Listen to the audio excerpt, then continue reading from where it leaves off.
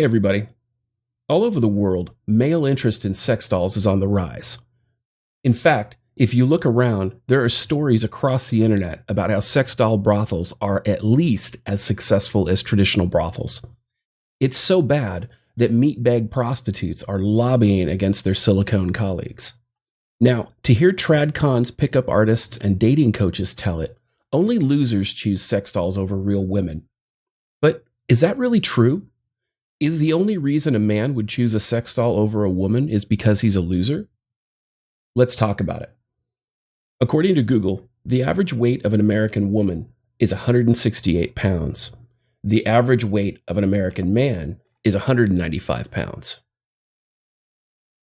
Now, the average height of an American man is 5'9" for men, and the average height for an American woman is 5'4". Now, the takeaway is pretty obvious. Men are overall bigger than women. Now, the other takeaway here comes from the United States Center of Disease Control. Because at 5'4" and 168 pounds as a woman, the Center for Disease Control considers that woman overweight. So the takeaway here is that at 168 pounds, the average woman is obese. Now, if you've seen my video, Fat Lives Matter, a link of which will be in the description below, you'll know that obesity causes all sorts of medical problems, up to and including an early death. Now, why is this important? Well, it's because Campus Reform on December 27, 2018 reported, Mizzou admin, men who ask out smaller women could violate Title IX. The Assistant Vice Chancellor of Civil Rights and Title IX at the University of Missouri said in a recent deposition that a man's physical size could constitute a Title IX violation. The Mizzou administrator said that a person of authority could include a man who is physically larger than a woman. And they go on to state, the University of Missouri Assistant Vice Chancellor said in a recent legal deposition that the mere physical size of a man could constitute a Title IX violation. Andy Hayes, the current Assistant Vice Chancellor of Civil Rights and Title IX at the University of Missouri, agreed with her predecessor's statement. Now, after reading this article, I had to ask myself, who is this cuck Andy Hayes? And much to my surprise, Andy wasn't a cuck. Andy's a man-hating feminist attorney and a former prosecutor. Previously, Hayes served as assistant prosecuting attorney for Boone County. She also worked closely with survivors of domestic and sexual assault. She was also an assistant prosecuting attorney for Audrain County, and she received her law degree in 2004 from Washburn University of Law in Topeka, Kansas. And of course, Andy's a feminist. In addition to that, her salary is going to be $150,000 a year to discriminate against men, which is the first takeaway, is that she's going to make 6 figures a year to discriminate against men. You see, Title IX in the United States right now is a huge hot button, in case you weren't aware, and over 70% of all men who file Title IX lawsuits against colleges after being falsely witch hunted win. 40% of the time, the colleges don't even respond because they know they are that far out of the wheelhouse when it comes to violating men's due process. Now, this woman is a former prosecutor working with DV and sexual assault accusers, okay? She looks like a bar hag, you know, the type of chick that trolls for younger drunk guys right before bar close. Now, the reason that I have a problem with this is because I recently did a video showing how prosecutors teach attorneys to systemically discriminate against men. So you'd know that I actually despise man-hating feminist attorneys like this one here who persecute men at every opportunity. Because you see, in her mind, she thinks that if a man asks a woman out who is smaller than him, that's a crime. Now, clearly, what she wants is for every man to turn into a land whale hunter like this. Okay? Now, during my land whale research, I think I might have uncovered Google CEO Sundar Pichai as a young man. However, I can't confirm the authenticity of this photo or whether or not it's actually him. What do you think? Was young Kakistani Sundar Pichai a land whale hunter? Did he Punjabi boogie board on these waves of well-marbled blubber to the giant sea cave of despair? Did he end up down the dirt road canyon of defecation? Or was his Punjabi boogie board ripped off in the jaws of this mighty Asgardian land whale? We may never know, but we should probably move on. On New Year's Day, Breitbart reported 1 year closer to the sex bot revolution. Now, I don't really want to spend a lot of time on this article, but there are some key takeaways here, so let's check them out. In April, international fascination with sex robots spilled into Hollywood with the premiere of Zoe, starring Christina Aguilera as a sex robot prostitute. And in October, a sex robot on Tinder received 92 matches in just 2 hours. 56% of those who matched with the sex robot were reportedly open to having sex with it. In a 2016 interview with Breitbart Tech, futurist Dr. Ian Pearson also predicted sex robots would become a big part of the average human life over the next few decades. Pearson had previously claimed that major advancements in sex and technology could be made as early as 2030, and predicted by 2050, human-robot sex would start to overtake human-human sex. So the takeaways are pretty basic here and pretty obvious. There's sex robot movies. There was a Tinder sex doll. Now, it wasn't actually a sex bot. It was actually a sex doll that matched with 92 men in 2 hours. Now, over half of those men said they would consider having sex with it. And futurists believe that if things continue as they are, sex with dolls and robots will overtake human sex by 2050. That's just 30 years from now. So the question that begs to be asked is this: why are men turning to sex dolls? While some say it's because these men are losers, I have another theory. I believe feminism destroyed the social contract between men and women. I discuss this in detail in my book, The Feminist Lie. Now, in response to feminism's war on men, men are starting to replace women with sex dolls as an act of self-preservation. Here are some feminist quotes that I think illustrate my points. These are 23 quotes from feminists that will make you rethink feminism. I'm not going to read them all, but I am going to touch on some highlights. I feel that man-hating is an honorable and viable political act, that the oppressed have a right to class hatred against the class that is oppressing them. Robin Morgan, Miss Magazine editor.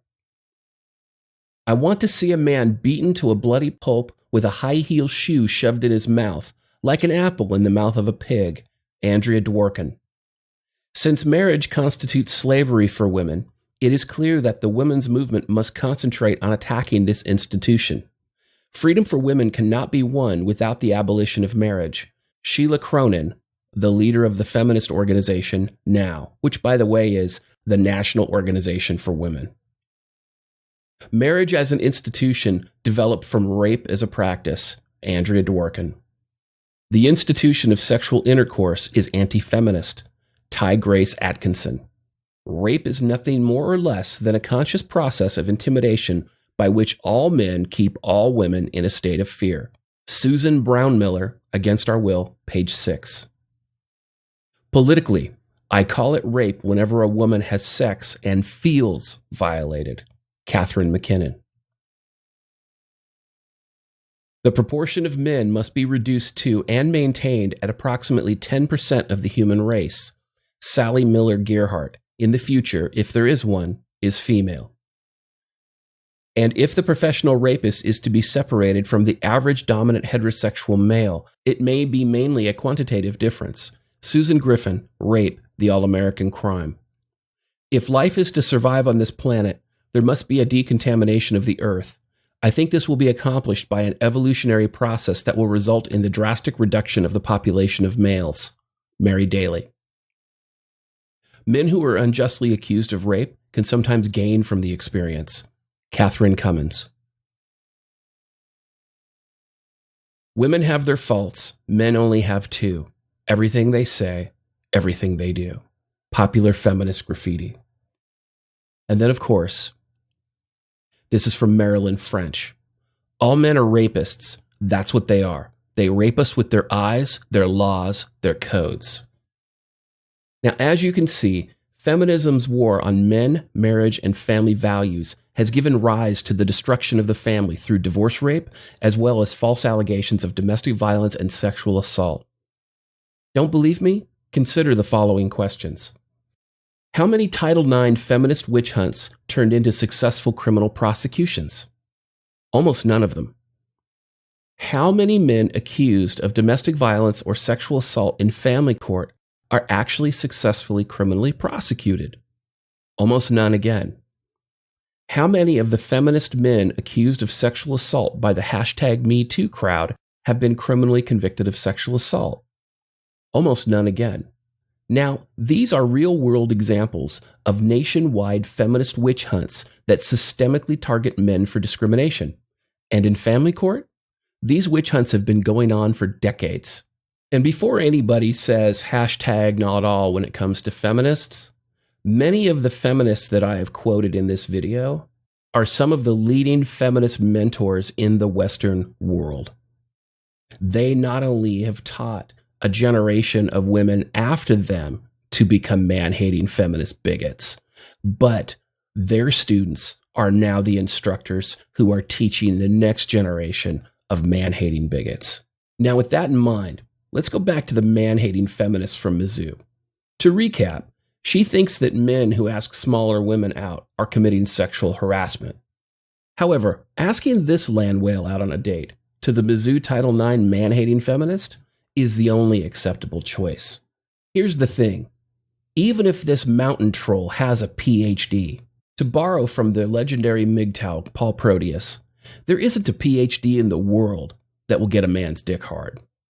Now, with that in mind, let's talk about some of the reasons men choose sex dolls over women. Sex dolls won't give a man an incurable STD. They won't sperm jack or trap a man with a child. They won't cheat on a man. They won't lie to a man. They won't nag or emotionally abuse a man. They won't falsely accuse a man of sexual harassment, domestic violence, or sexual assault. And finally, they won't financially divorce rape a man. Now that we've seen some of the reasons men choose sex dolls over women, when I co-hosted the TFM show, which runs every Saturday at 7 p.m. Pacific Standard Time, we used to have viewers challenge us. We called these segments the Wasteland Waifu Throwdown, and we'd have to choose a chick from the list who we'd bukkake chokeslam. Usually these choices presented a moral dilemma because sometimes both choices were non-starters. So, in the spirit of the Wasteland Waifu Throwdown, I want to play a game with my male viewers. Would you bang the sex doll on the left or the feminazi version of Bam Bam Bigelow on the right? All right, next up. Would you bang the sex doll on the left or the cross-dressing dude on the right? Next up. Would you bang the sex doll on the left or the double fecal devastation toilet destroyer on the right? Next up. Would you bang the sex doll on the left or the Big Bertha Barbie on the right? And finally, would you bang the sex doll on the left or would you bang the Body by Häagen-Dazs post-wall divorced mom on the right? As you can see, feminist bigotry has evolved a lot over the last 100 years, and not only impacts public policy, it directs it. Feminists witch hunt men everywhere, from college to the workforce and beyond. As a result, sex dolls have come a long way also, no pun intended. But because of this, as feminists continue to discriminate against men, male interest in sex dolls will continue to grow. Owning a sex doll showcased in this video, on average, costs under $3,000 at the dollhouse. And they're a far safer alternative to divorce rape, false allegations of sexual assault, or dealing with a dishonest thought. Now, I want to leave my male viewers with something to think about. Knowing that the average American woman is overweight and she has all the mental and physical health problems that go with it, combined with the fact that she'll likely support feminist bigotry and discrimination against men, what kind of doll do you want? I'm DDJ, and this has been your dose of Misandry today.